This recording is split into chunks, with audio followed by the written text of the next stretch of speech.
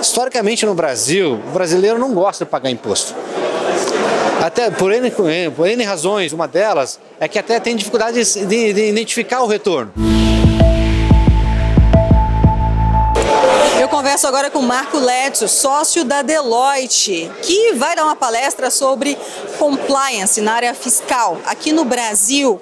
Como é que está o compliance nas empresas aqui no país em relação à Receita Federal? Muito se falou no assunto no ano passado, esse ano a gente não ouve muito falar, mas quem é da área, como é que está isso?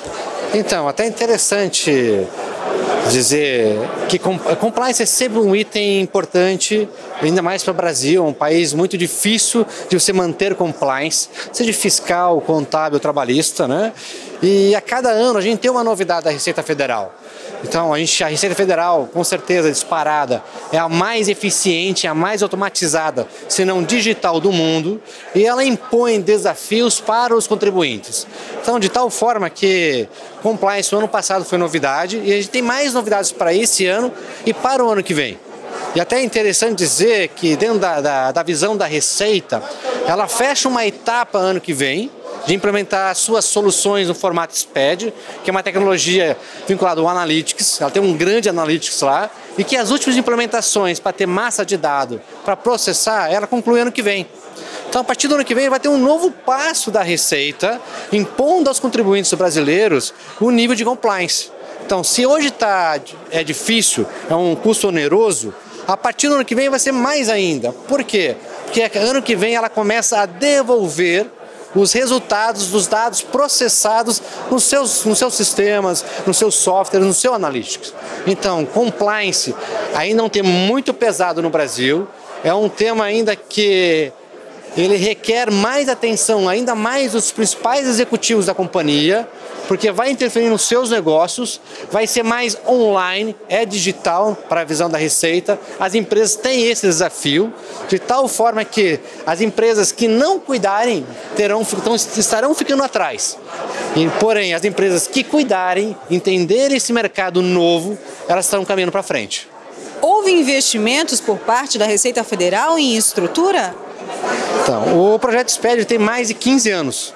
Tá? Os dois grandes servidores foram comprados no início de 2000 e de lá para cá ela vem gastando severos montantes de dinheiro para deixar os seus sistemas updated.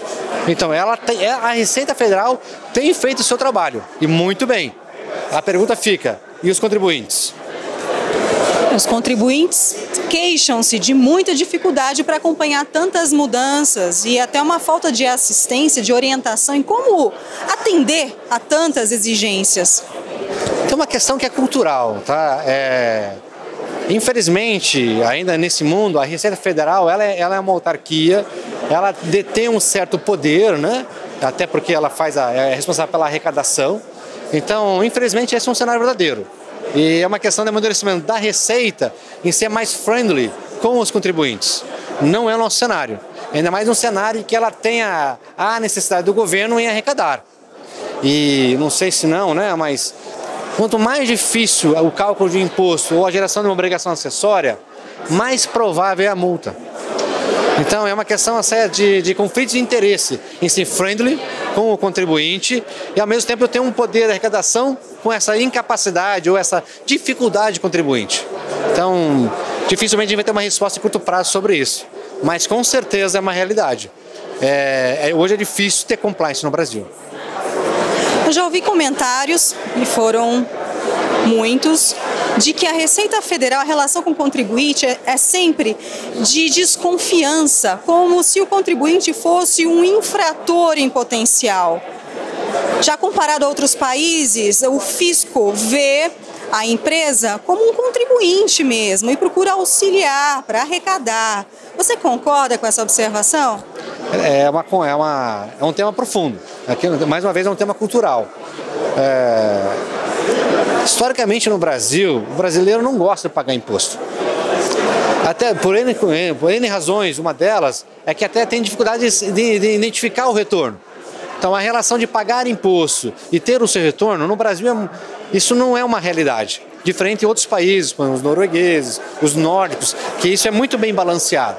Então, enquanto você tem uma questão assim, pago muito, tanto de imposto como de obrigações, que seja para pagar ou para gerar, e eu comparo o que eu estou recebendo de retorno, então é uma discussão muito pesada. Então, e a gente ainda não está no nível para ter uma conversa madura sobre retorno. Então ela vai continuar sendo, na visão da Receita, eu vou forçar você a me pagar. Vocês da Deloitte têm acesso aos números das empresas, né? Qual é a principal falha? Onde as empresas pecam mais em relação ao fisco? É interessante, vamos dizer o seguinte, tem uma... eu vou por esse caminho. Tem todo o processo eficiente, o compliance não é diferente, envolve sempre 3 pilares. O primeiro pilar é o pilar dos processos, o segundo é tecnologia e o terceiro é pessoas. Quando esses 3 pilares não estão maduros e alinhados, você tem ineficiência. Então, no compliance não é distinto. E para o Brasil, quando a gente tem uma Receita Federal que está à frente das outras receitas ou dos próprios contribuintes e ela tem tecnologia, as empresas têm dificuldade em investir em tecnologia e maturar os seus processos para ter essa eficiência. E toda a solução, quando você não tem processo, você não tem tecnologia, você tem pessoas. Então, em pessoas é ser humano, erra. Então, a falta de balanceamento desses 3 pilares leva as empresas a falharem. O que as empresas têm feito para corrigir essas falhas e o que a Deloitte tem aconselhado? Então, a Deloitte, até nesse approach, né, dos 3 pilares, a Deloitte tem interagido com as empresas, revisitando os processos, trabalhando nas melhores práticas, trabalhando uma questão de tecnologia com terceiros e com as nossas, para trazer tecnologias novas para os clientes, para as empresas e trabalhar no técnico, seja em treinamento, seja em serviço prestado para determinadas atividades, processar determinadas oportunidades, atividades, para que a empresa possa dar respostas. Então é um trabalho muito mais em parceria, vendo a cultura da empresa, entendendo esses 3 pilares e a maturidade desses 3 pilares e daí sim construindo uma solução a 4 mãos. Houve uma grande revolução nas empresas após Lava Jato, denúncias, muita gente procurou arrumar a casa, né? Está arrumando. Isso não é um processo que você arruma do dia para a noite. E ele passa por cultura. Então, a Lava Jato, ela mudou, ela já não tem o próximo passo, mas a Lava Jato mudou a forma das empresas fazerem negócio, da forma das empresas fazerem negócio com o governo. Então, essa nova forma, esse compliance que vai ser criado nessa estrutura, está sendo construído. As boas práticas sempre existiram. Como utilizá-las? Acho que esse é o desafio. Gostaria de saber com você qual é a tendência daqui para frente. Eu vou estar em a tendência em compliance. Então, compliance, a tendência é a gente ter um mundo mais digital e essa parte de tecnologia, de compliance, ele está muito perto do negócio.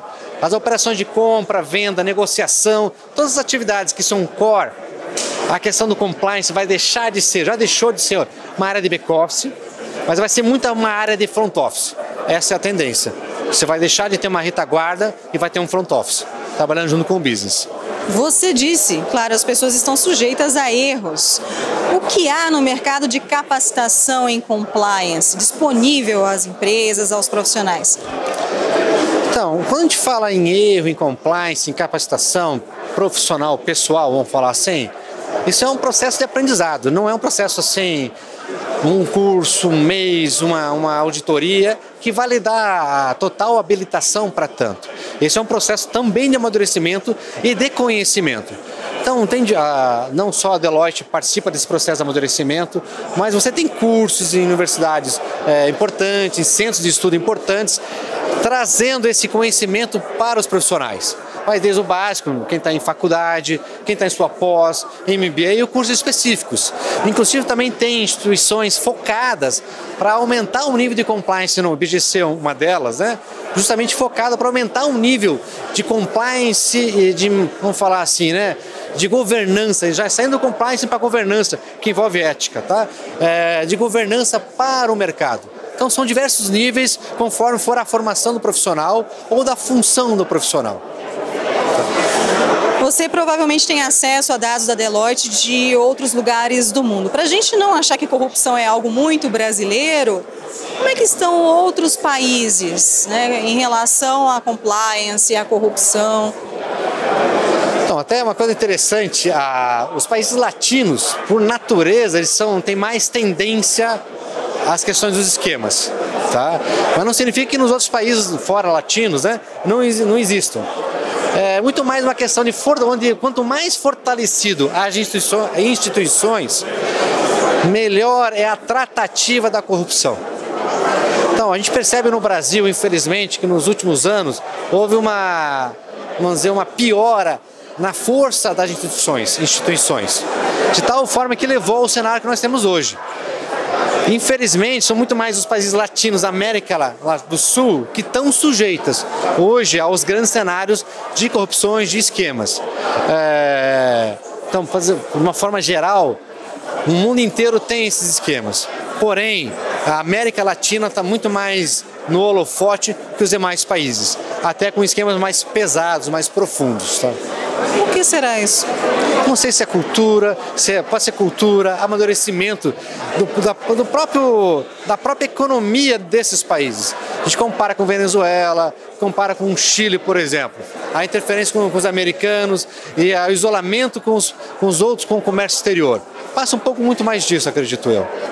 Marco, muito obrigada por essa oportunidade de aprender com você sobre compliance, ter acesso a esses dados da Deloitte e espero que tenhamos uma futura oportunidade de entrevista. Eu que agradeço, foi um prazer e estamos sempre à disposição. Obrigada. Luciene Miranda para a Ducascop TV.